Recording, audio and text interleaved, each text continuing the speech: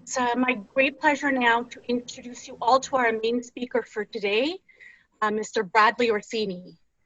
Bradley is the Senior National Security Advisor for the Secure Community Network. Bradley always seems to be on the road. Every time I talk to him, he's getting on or off a plane. He travels across North America providing security consultations, training, and direct response to critical incidents to Jewish communities. Before joining the Secure Community Network, Bradley served as the Director of Community Security for the Jewish Federation of Pittsburgh.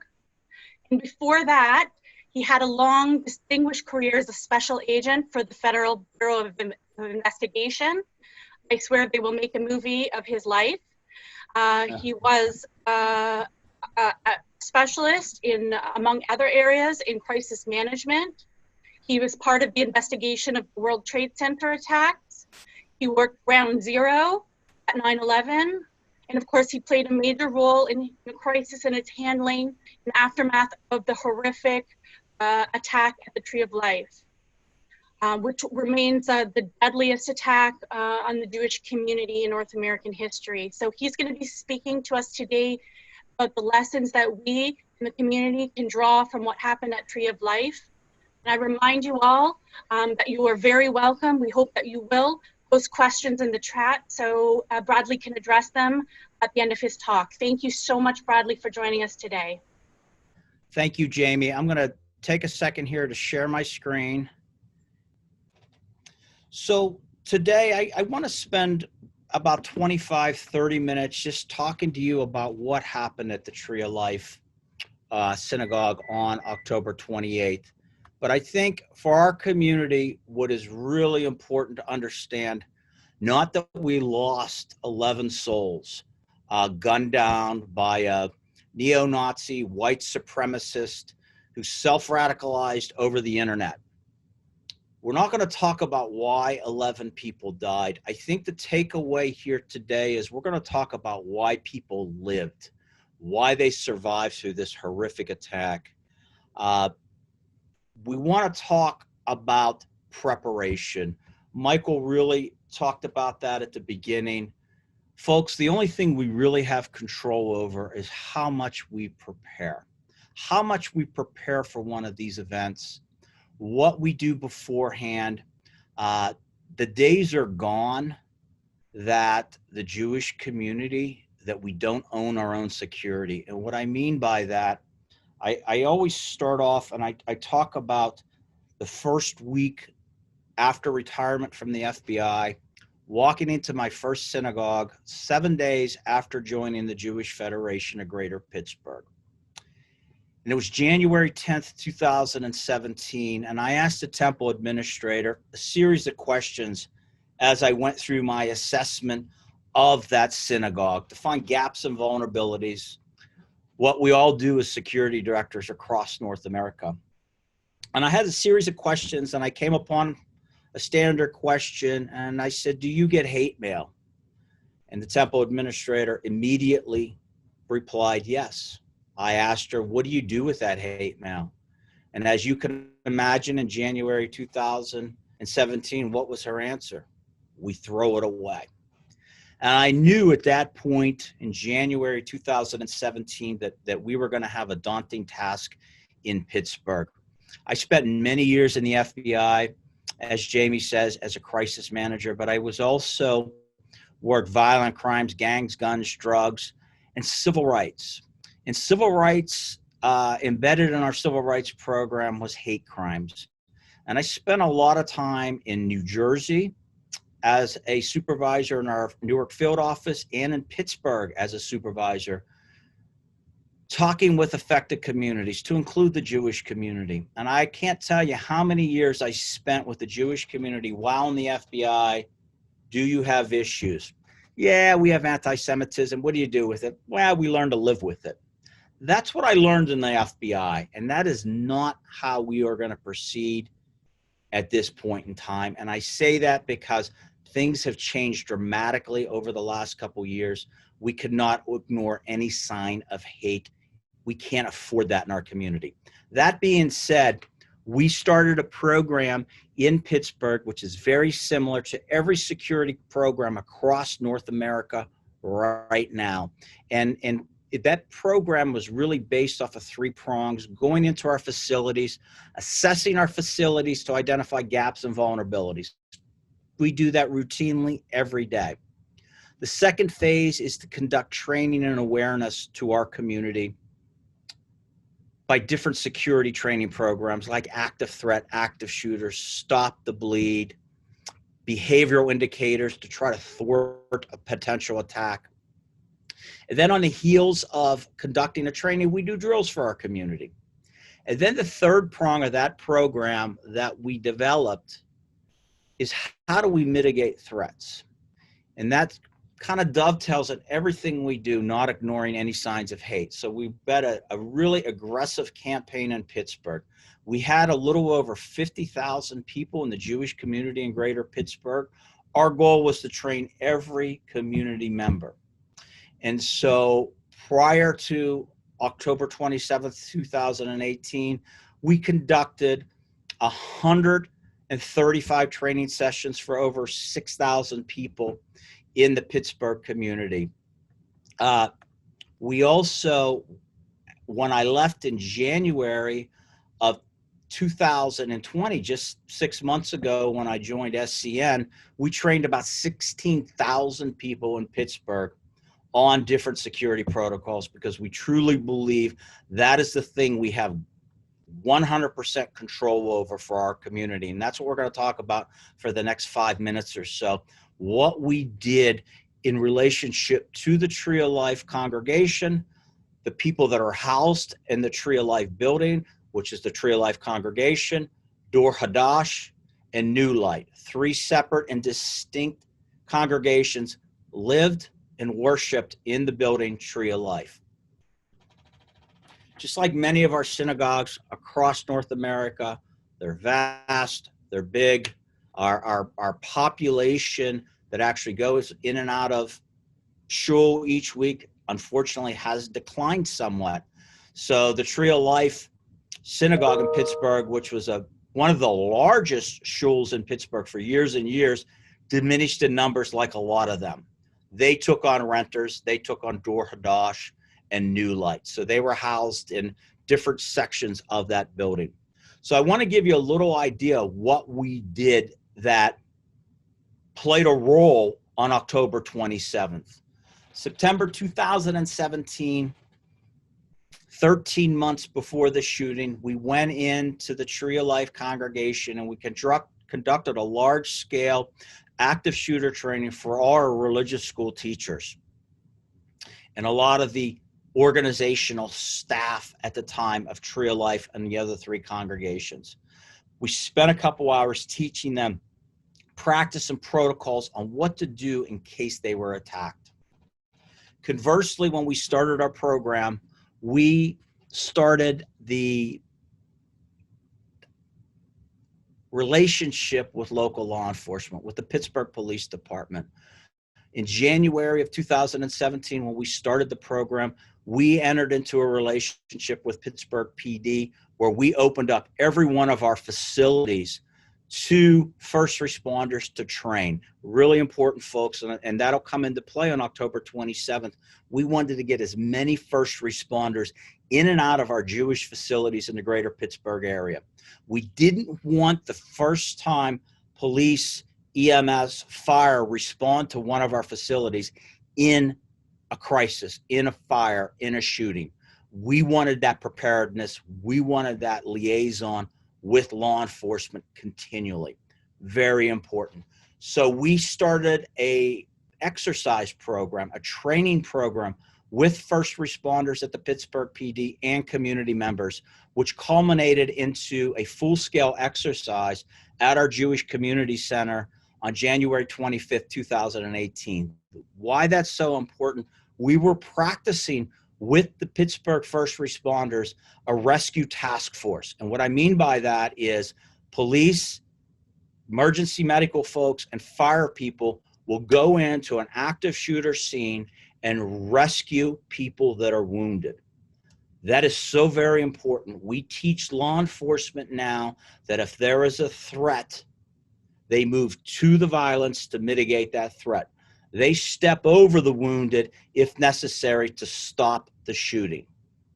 Conversely, what we knew was we also needed to get emergency medical people in to render life-saving treatment so they don't perish from loss of blood. That exercise and the newly formed Rescue Task Force was exercised on January 25th. On October 27th, during the shooting, that was the first time that Rescue Task Force in Pittsburgh was ever deployed. And in the middle of the shooting, and we're going to talk about that 83-minute time span, we actually had a trauma surgeon, not an EMT, not a nurse, an actual trauma surgeon inside the Tree of Life building when the shooting was going on. The bad guy was barricaded, rendering life-saving first aid to law enforcement and our community members. That training we did saved countless lives just from that exercise alone and helping law enforcement establish that rescue task force. About 5 weeks prior to the actual shooting in September 2018, we did another active shooter exercise for the leadership of all three congregations. And it was at that training during an evening in preparation for our high holidays, we had the following conversation. And this conversation, I can recite it because I did it 134 times before that September 5th, 2018 training. We talked about worst case scenarios. What if somebody comes into our shul with an AR-15, a semi-automatic weapon with hundreds of rounds of ammunition? How are we going to prepare? And so at that point, we had a philosophical debate, especially with our Tree of Life folks, which is a conservative shul, which do not carry cell phones on Shabbat. And we had the conversation with the rabbi. And the rabbi looked at me and said, Brad, you know, I understand that. Friday night, Saturday, I don't typically carry a cell phone. And we had that hard conversation. Thank goodness he changed his protocols, because Rabbi Myers actually changed his protocols, carried his cell phone, and was able to escape and was the first person to call 911 after the shooting occurred, saving additional and countless numbers of lives. The training works, how much we prepare. During that training session on September 5th, at the end of the training, we walked through the entire shul.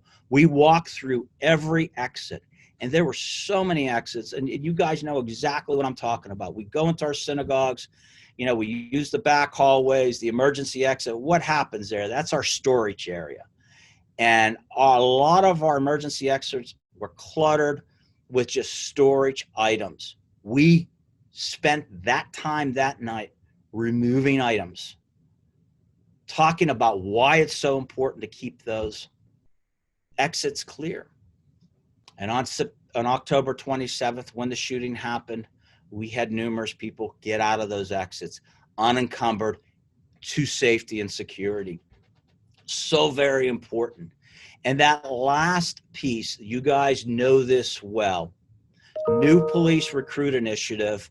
You're going to understand exactly what I'm talking about. Our Holocaust Center in Pittsburgh, we followed the national model, and we entered into another agreement with the city of Pittsburgh and the police department, where every new recruit from the city of Pittsburgh must spend 4 hours at our Holocaust Center. And I got to spend at least an hour with all the new recruits talking about the threat picture to the Jewish community, where our facilities are, talking about the general makeup of the Jewish community in the different zones in Pittsburgh.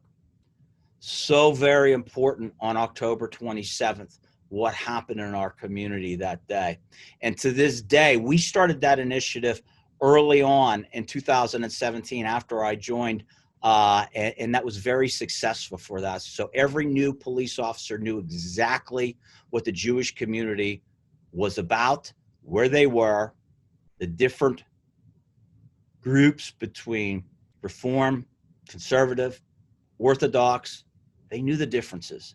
That played a big role on the day of. So I want to talk about the initial response, what happened. And we're not going to go through, the horrific scene at Tree of Life. I spent many, many years in the FBI. Unfortunately, I've had to respond to way too many crime scenes and have seen way too much death in my time on mass casualty events. This may be one of the worst crime scenes I've ever witnessed in my professional career.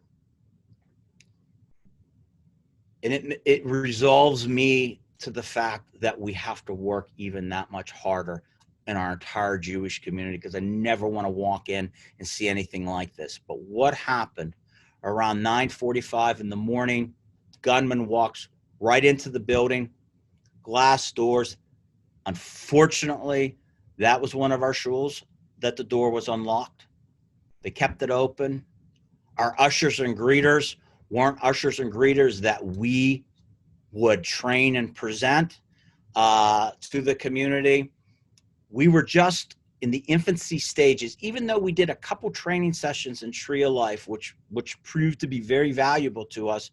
We were working hard because we had 3 congregations with 3 different ideas on what security looked like. The doors were kept open. This particular incident, it wouldn't have made a difference because he had an AR-15, which the windows were shot anyway, and he had 3 semi-automatic pistols, which he shot all 4 of his weapons and expended all his rounds. So he walks in and he starts shooting. Now keep in mind what happened on October 27th, 2 weeks prior to October 27th. There was a big metal coat rack right in the vestibule, right when you walk in one of the main entrances of Tree of Life. It fell over on a marble floor. Roughly at the same time on a Saturday morning. The congregants thought that first initial shot, that was the coat rack that fell again. So now we have just a slight delay of a second or two where people's mind initially goes to what Michael says. Most people that are not trained in active shooter awareness or security protocols will believe it's anything but a gunfire. That's human nature. We will deny that gunshot until we see it, and sometimes until it's too late. So the gunman moves, he starts shooting people. He gets into the main chapel where Rabbi Myers is conducting services, and we'll talk about some of the survivors here in a minute. He was able to get out. He was able to help people in the front row. Another individual named Steve Weiss, who I'll introduce you to in a second, was at a couple of our training sessions. He instantly got on the ground, and he was in the back of the chapel where most of the people died. In that chapel, 4 people died in the chapel, 11 people died altogether throughout the building. He instantly realized, that's not what I'm supposed to do. I'm not to lay here. He got up, he ran, crossed the bema, down the steps, and he alerted the other 2 congregations. He got other people to safety, to a barricaded position. Then he went outside to meet the police officers to tell him what was going on inside. Steve Weiss saved many lives that day. He was properly trained. He lived. He saved other people. So very important to understand. Once Rabbi Myers moves upstairs, he calls 911 instantly. Probably what we're estimating about 40 seconds after the shooting, by the time it takes him recognize the shooting, move away, upstairs, barricade in a bathroom upstairs, he's calling 911. 911 responds in under 90 seconds. Phenomenal response by the Pittsburgh police. Unfortunately, the first police officer that walked into the building was shot. The second police officer walking into the building was shot. But they drove him up to the 3rd floor, where thank God there was nobody on the 3rd floor, where now we have an 83-minute barricade from the first 911 call till the time the bad guy's in handcuffs. 83 minutes shooting, going back and forth. The good part about that 83 minutes, if there is a good part, by the time the police were called and entered the tree of life, no other civilian was shot. The shooter now becomes the hunted. The police hunt now the shooter. Unfortunately, we had numerous police officers shot. One critically shot 8 times and lived. And all the police officer lives, thank goodness. So they get him in a barricaded subject. They negotiate. There's sporadic gunfire going back and forth. We evacuate the wounded with the trauma surgeon. They render stop the bleed, life-saving triage to them inside the synagogue and get those victims out. And I will tell you, there was no saving the 11 people that died. And what an AR-15 and a semi-automatic does to the body is beyond horrific. It's wartime inside that synagogue. At the end, we have 11 dead and 6 wounded. Now, I want to kind of talk to you a little bit about the challenges we had, because one thing we did, and I want to share this with you, and I think Jamie has all these, and she can share them with the group. We took survivor testimonials from numerous survivors, and we feel it's very important to play those videos to demonstrate to our community what happens during an active shooter. I teach active shooter all the time, but to hear from a survivor is so powerful. And I'm going to end with the survivor stories, but I want to talk a little bit about the challenges we had on October 27th and what that looked like. Just imagine you have 11 people killed on a Saturday morning in a house of worship. These folks were doing nothing but praying or preparing to pray in our 3 congregations. We had an onslaught of law enforcement, community members, and thousands of media to descend on Pittsburgh within 12 hours. And a lot of our challenges and our priorities immediately were to identify those that we lost. And that was really our toughest job. Fortunately, in Pittsburgh, we had a pretty good emergency operation procedure. If we were going to have one of these events, we knew where our command post was going to be. We knew where we would house any victims.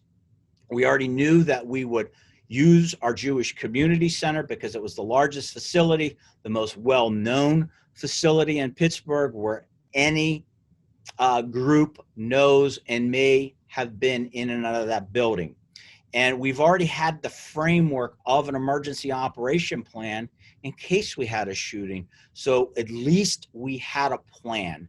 And that's probably one of the most important things that you can do as a community, as an organization, is to have a plan. And so immediately we had hundreds of people come to the JCC in Pittsburgh. We gathered the 3 presidents from all 3 congregations. None of the presidents were at the shul at the time of the shooting.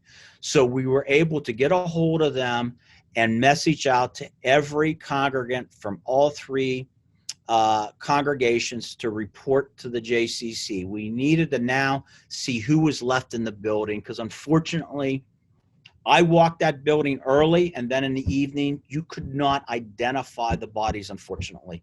Most of them were beyond recognition.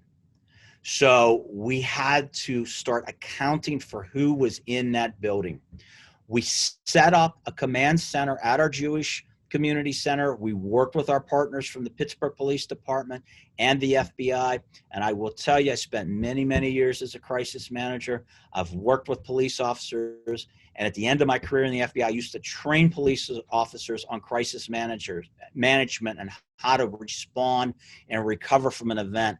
And I'd always tell people, if I'm meeting you for the first time on a crime scene, I have failed my duties as a crisis manager. Fortunately for our community, Pittsburgh was a tight-knit community. We spent a year and a half working with all our first responders. So all the leaders of the first responders, a lot of the first-line first responders knew us, knew our community, and was able to work with us. And that challenge of identifying those bodies was paramount to get that information out to the community. We also worked with our Haver Kadisha, our burial society. And if you don't think about this and have this pre-planned, imagine a civilian. I'm now a civilian. I'm no longer an FBI agent, going to the FBI and telling them, I need to bring 2 rabbis into your crime scene to view the crime scene so they can gather the materials and people necessary to do the cleanup once the crime scene was released to us.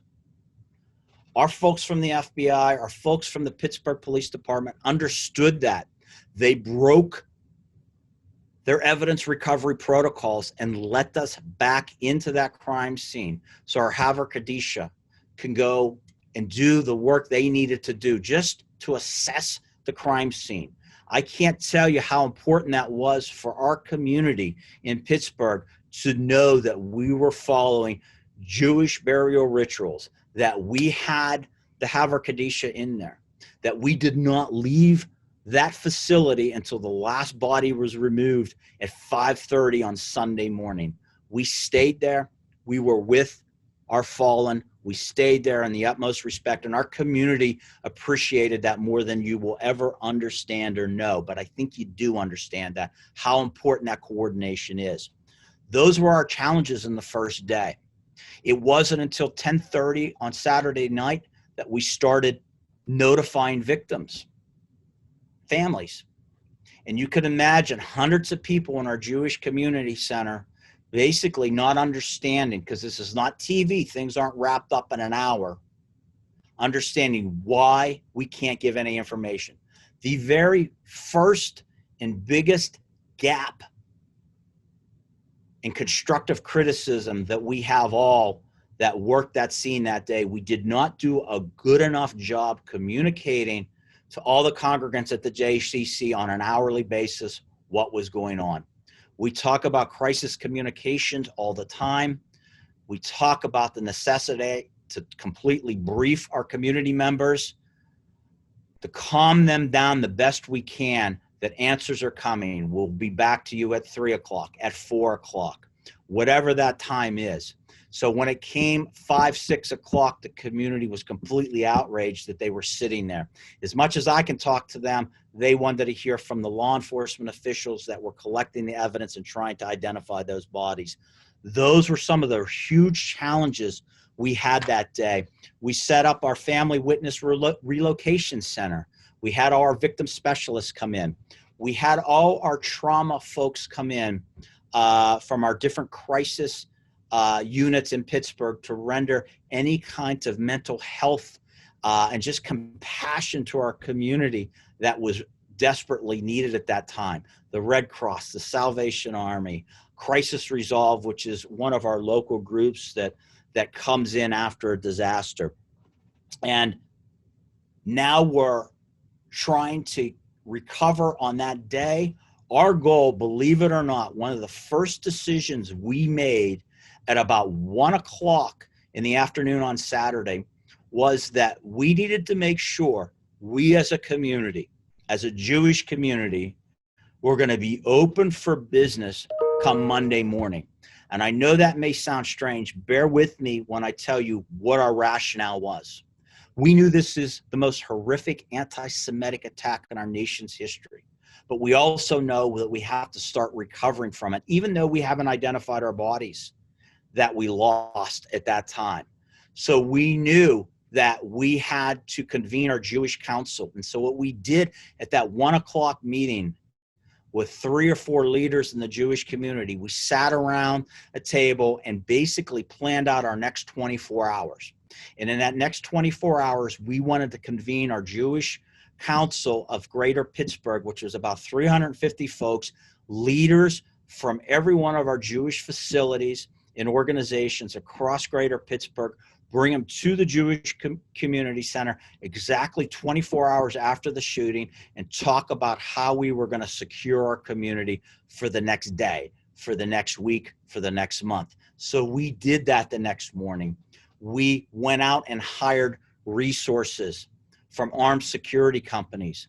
And at the Federation, we spent over $120,000 in the first 3 weeks hiring extra security for all our facilities.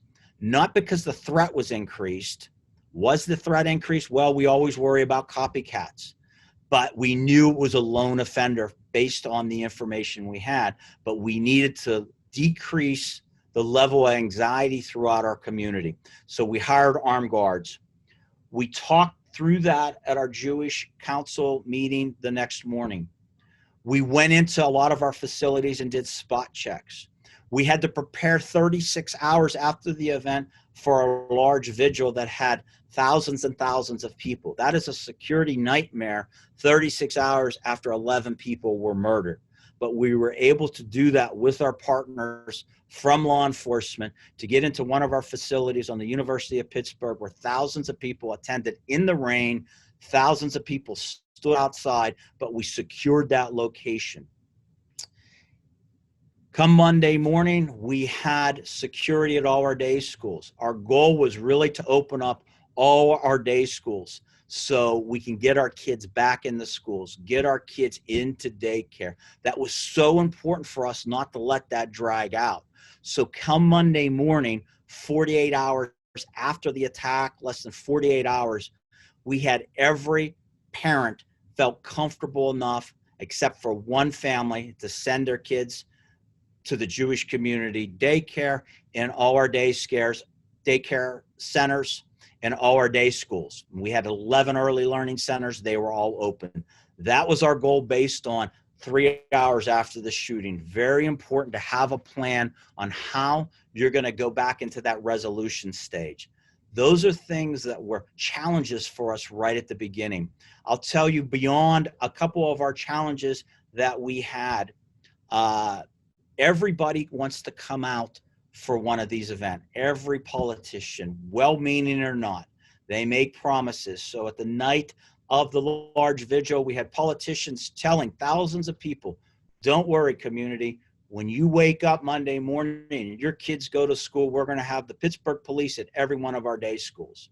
That's coming from a politician. What do you think happened come Monday morning? The politicians never coordinated with the police.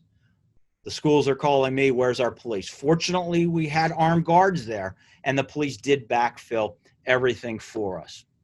Very important. We had a presidential visit right in the middle, a couple days after the shooting, that all work stopped, and we had a community that was absolutely split. Half the community wanted the president to come in. The other half, probably maybe about 30%, wanted the president to come in. 70% protested the president, right in the middle of preparing for 11 funerals and shivas for the following week. Keep in mind, Sunday night, we were getting threats after we had our vigil. So our rabbi at 2 o'clock in the morning, Monday morning, hours after our Sunday night vigil, was calling saying, I'm getting threatened. And we have to deal with that as a community and identify who that perpetrator was, coordinate with police, get security for our principal and main players that were public at the Tree of Life vigil that night. Many challenges, security at all our funerals. We had thousands of people attend each funeral. The Pittsburgh police did a phenomenal job working with us. The university police from the Pittsburgh University, Carnegie Mellon University, provided police resources free of charge to us for every one of our funerals. They worked flawlessly with us to get that to work. We even had threats at all our shivas at night. We had people driving by screaming out anti-Semitic tropes, slurs, as our folks are trying to mourn their loved ones. Horrific week in Pittsburgh. Our second goal, other than getting everybody back in to our schools and open for business, Monday morning, it was very important to us. Come next Saturday, the following week, that all our schools were open. and that our community was back in praying. We were able to accomplish that mission, and actually most people in the Pittsburgh community said they had more people in all their shuls than they did at Rosh Hashanah or at Yom Kippur. It was that packed. So we were able to accomplish that mission. What I will tell you, we did learn many, many lessons during that Tree of Life. As much as you prepare for that onslaught of media, I will tell you, we had thousands of media calls in that first 24 hours. The media is relentless. They come and they come hard. You have to have a message for your community. You have to stay with that message. You have to speak as one community. We did that through our Federation executive. He did a phenomenal job for our community in speaking for the community. We had a standard plan that 3 or 4 people would talk to the media. That was it. We had our Fed exec, myself as a security guy, the head of our Jewish family and children's services that was handling all the mental health component, and anybody that wanted to talk about the operations, the JCC director at the time, although he didn't even talk too much to the media. So we really funneled that down to put out one clear message on what we were doing. So we didn't push out conflicting messages during the resolution of a crisis. Incredibly important. I want to end, and then I want to open this up for questions. We do this presentation. We spend, an hour or so really talking and breaking down exactly what we did. A couple things that are important for anybody that has the unfortunate position to be in one of these incidents. If you're a Jewish leader, we document everything we do. You're making decisions on a minute-by-minute basis. Document everything. Preparing for each day. We spent time at 10 o'clock each night going to the police department. The last thing I did at night was to stop at the police department to give all the activities for the next day for our community. And that was hundreds of events throughout the week. It was important for our law enforcement officials to know where our community was and what they were doing, so police can help cover that. Incredibly important for our community to feel comfortable that they can go out and about. You see up on the screen here, Joe Charney, Audrey Glickman, Rabbi Myers, Steve Weiss. When we go out into the communities, we chronicled a lot of the survivors. This is just a handful of them. And they tell the story on why they survived. They survived because they were trained. They survived because they were prepared. I do so much active shooter training and so much awareness training that if you look on the bottom left of that screen, Joe Charney. Joe Charney is he's actually 92 now. He was 90 at the shooting on October 27th. He escaped Tree of Life. He ran. The 90-year-old man ran and knew what to do because he was trained. Think about that statement. I do so much training and people raise their hand and they tell me, well, Brad, I'm 75 years, I have mobility issues. What do I do? And we talk through that during our training. Now we have the ability to share these stories. We can't forget the people that survived. We will never, ever forget the 11 lives that were lost that day. But we have to remember why countless number of people survived. We need to prepare our community as much as we can. That threat to the Jewish community, as Michael talked about, 4 deadly shootings where we lost Jewish life in the last 2 years. That has never happened in the history of the United States. Tree of Life was the worst attack. A lot of the community across the country and across the world may have thought, well, that was an anomaly. And then we saw Poway. Then we saw Jersey City. Then we saw Muncie.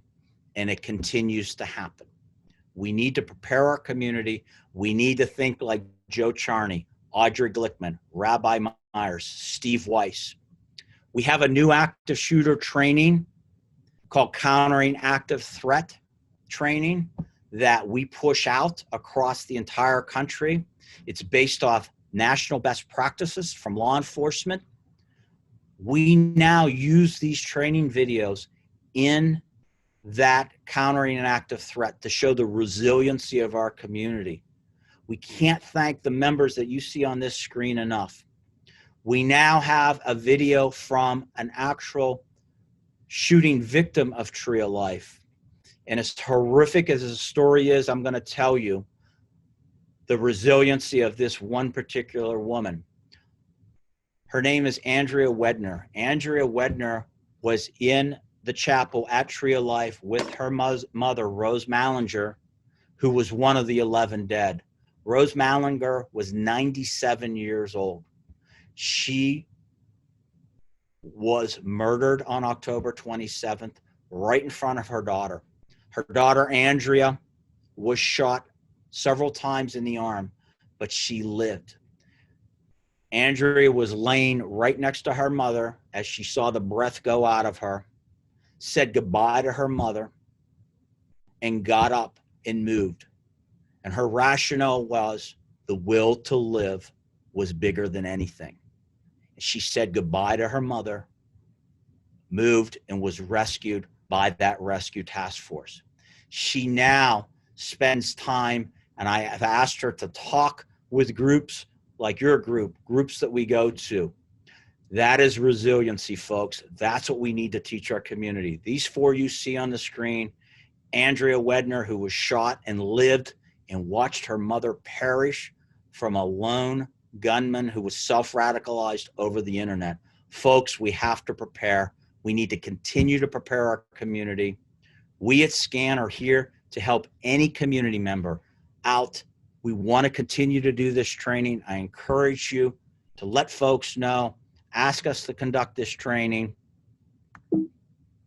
and we will get that done. I want to thank you so much on behalf of Friends of Simon Wiesenthal Center for coming and speaking with us today. Just absolutely fantastic talk from both of you. Thank you so much. Thank you all. Great seeing everybody. Take care. Please stay safe.